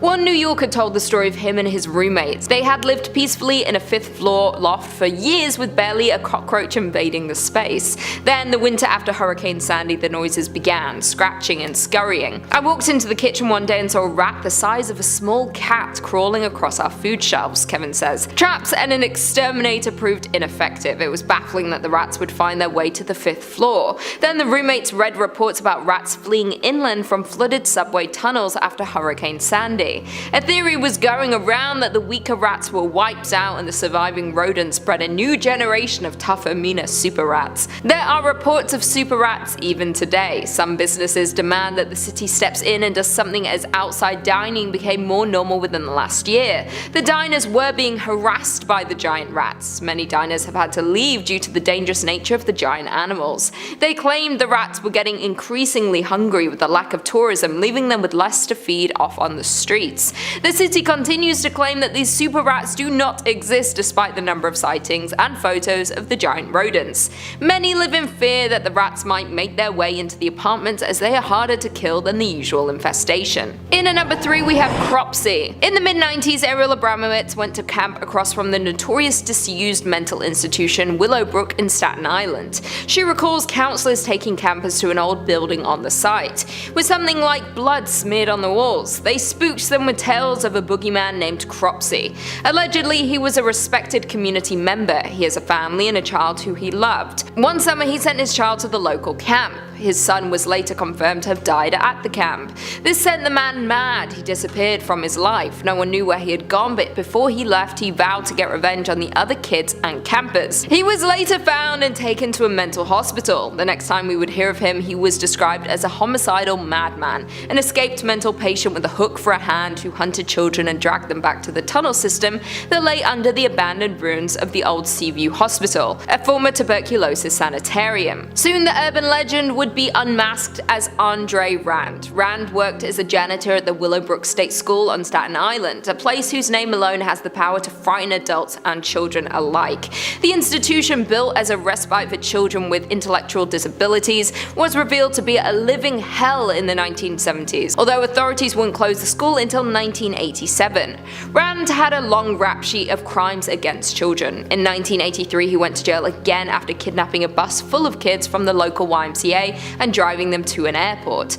And though there wasn't enough physical evidence to charge him, police already suspected him in the disappearances of at least 4 other Staten Islanders. To this day, none of the bodies have been found. Rand's story and that of Cropsey continues to fascinate and horrify tri-state residents to this day. Coming in at number 2, we have Haunted Dakota. The Dakota building set the standard for Upper West Side apartment living, built at a time when the upper classes were only just becoming familiar with the concept of living in an apartment. It was known for having famous artists as residents, and the board were very picky about who they allowed to live there. One of the most famous couples to live at the Dakota was John Lennon and his wife Yoko Ono. Years after John Lennon was shot dead in front of his Central Park West apartment building, the Dakota, his widow Yoko Ono saw his ghost sitting at his white piano. She claims he turned to her and said, "Don't be afraid, I'm still with you." When he was alive, Lennon himself claimed to have spotted a figure wandering the halls of the Dakota, whom he referred to as the Crying Lady Ghost. Other residents are said to have encountered the spectre of a little girl about 7 years old, smiling and laughing and greeting people in the hallways. The Dakota's original owner, Edward Clark, had an interest in the paranormal and would often host seances to communicate with the dead. The more you play with the paranormal, the more likely you are to experience paranormal activity in the future, says paranormal researcher. She believes that when people are murdered suddenly and violently, their spirits linger. In John Lennon's case, his life was cut short in his prime. He was only 40 years old. Someone like him was happy to be alive. He was working, he had a small child, he had unfinished business. It's a prime recipe for a classic haunting. And finally, in at number 1, we have Mole People. There are around 700 miles of subway tracks underneath New York City. Did you know that the large sections of the track that isn't used is home to the Mole People? Thousands of homeless people and families have created a community underground. The Mole People are living under popular parts of town without the people who are walking above even knowing they are there. They travel under cover of darkness as not to be evicted from their underground homes. Ever since the Great Depression, there have been many homeless people in New York City. During the difficult period, people started using the subway tunnels as a place to live.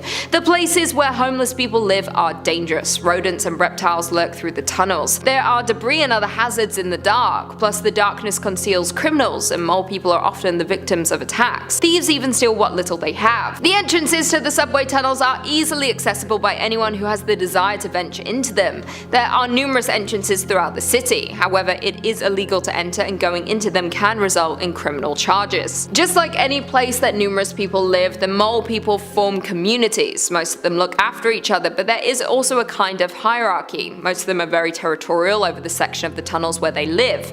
After all, it is their home. There are couples and even families that live underground. The sad part is these people risk losing their kids if authorities find out they do not have a place to live. So the families living in the subway do their best to stay concealed.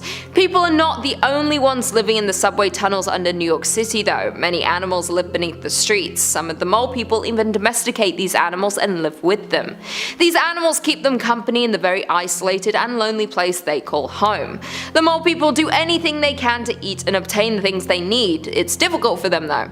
They have to wait until it's dark to emerge from their homes. If authorities see them, they risk getting in trouble. Throughout the years, the city has made efforts to clean sections of the subway tunnels. However, the task is so vast that many abandoned areas remain untouched, especially the parts of the system that are no longer in use. As the saying goes, out of sight, out of mind. Coming in at number 5 is the ghost of Stowe Lake. The history of Stowe Lake, located in the Golden Gate Park in San Francisco, is shrouded in mystery. Stowe Lake is said to be haunted by the spirit of a woman who, after attempting to save her child who fell in the water, drowned in the lake. Now legend goes that this woman, referred to as the White Lady, it's always the White Lady, wanders the edges of Stowe Lake as she searches for her baby. It is said that she can even be summoned by visitors, with the most active area surrounding the lake being near the Pioneer Women and Children statue. The legend states that the statue, depicting a woman with children, houses the spirit that haunts Stowe Lake. People have noted that at night the statue seems to have 3 children surrounding her instead of 2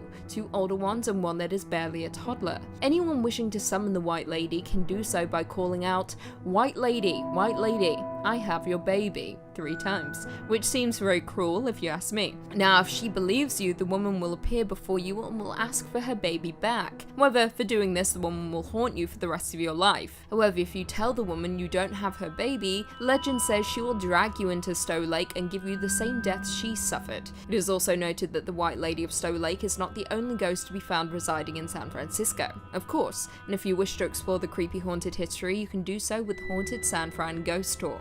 Coming in at number 4, we have the Dark Watchers. The Dark Watchers is a name given to a group of entities in California folklore purportedly seen observing travelers along the Santa Lucia Mountains. The Dark Watchers are said to be tall, sometimes giant-sized featureless dark silhouettes often adorned with brimmed hats or walking sticks. They are phantoms that are said to lurk inside the Erie Mountains. Legend has it that the Dark Watchers have claimed to be seen staring out at the vast space below the mountains before completely vanishing. Now, this legend may be attributed to the Chumash people who historically inhabited the central and southern coastal regions of California, with the ghostly figures first appearing in their Indian history and lore. The cave walls were donned with drawings by the Chumash that depicted these phantoms. John Steinbeck also went on to write about the Dark Watchers in his story Flight, where the creatures were described as dark forms against the sky. I quote, "Pepe looked suspiciously back every time or so, and his eyes sought the tops of the ridges ahead. Once on a white barren spur he saw a black figure for a moment, but he looked quickly away, for it was one of the Dark Watchers. No one knew who the Watchers were, nor where they lived, but it was better to ignore them and never to show interest in them. They did not bother one who stayed on the trail and minded his own business." Steinbeck's son, Thomas Steinbeck, would also grow up to report having seen the Dark Watchers during his childhood, and later, along with artist Benjamin Brode, collaborated on a book titled In Search of the Dark Watchers, where they go into the history of the legend and interview locals who claim to have seen them, such as the famed Big Sur resident Billy Post. In more recent history, sightings occurred in the 1960s by a Monterey High School principal. Coming in at number 3, the Monster of Elizabeth Lake. Now, I should preface this point by saying that there are at least 10 different Elizabeth Lakes in California, but the one we're talking about today is in LA County near Palmdale, and is perhaps the oldest one in the state. Now, it is said that Elizabeth Lake was created by the devil himself for the keeping of his hellish pets.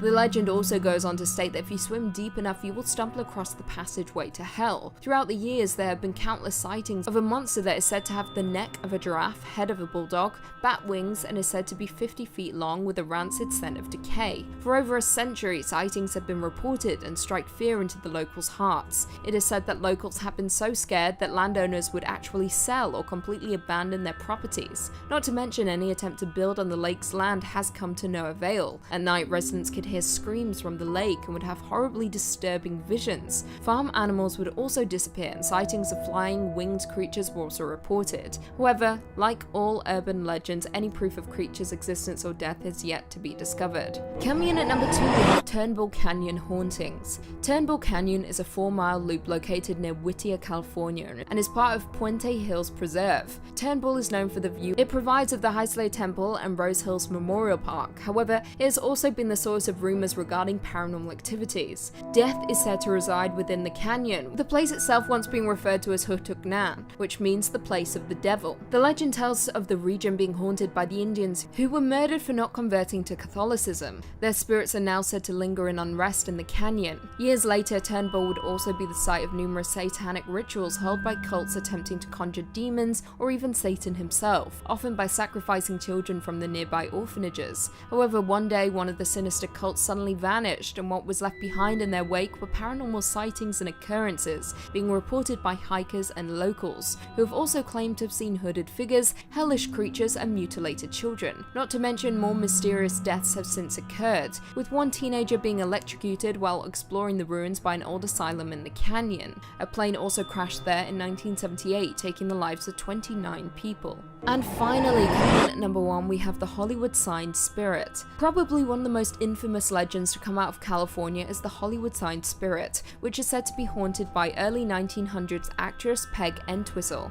Entwistle was a British stage and screen actress who began her career back in 1925, appearing in several Broadway productions. By 1932, during the height of the Great Depression, Entwistle was in Los Angeles with a role in the Romney Brent play The Mad Hope starring Billy Berg. Following that, Entwistle found her first and only credited film role for radio pictures called 13 Women. However, on September 18, 1932, a woman was hiking below the Hollywood sign when she found a woman's shoe, purse, and jacket. She opened the purse and found a suicide note, after which she looked down the mountain and saw the body below. Entwistle's body remained unidentified until her uncle, with whom she had been living with, identified her remains. The suicide note was eventually published and read as follows. I am afraid. I am a coward. I am sorry for everything. If I had done this a long time ago, it would have saved a lot of pain. P.E. Nowadays, Entwistle is referred to as the Lady in White, who is said to appear to people hiking to the off-limits part of the sign, where she killed herself. However, as opposed to appearing as the beautiful actress she is often seen with a skeletal face and deep hollowed-out eyes. It is also said that if hikers are alone, the Lady in White will influence them to also plummet off the Hollywood sign.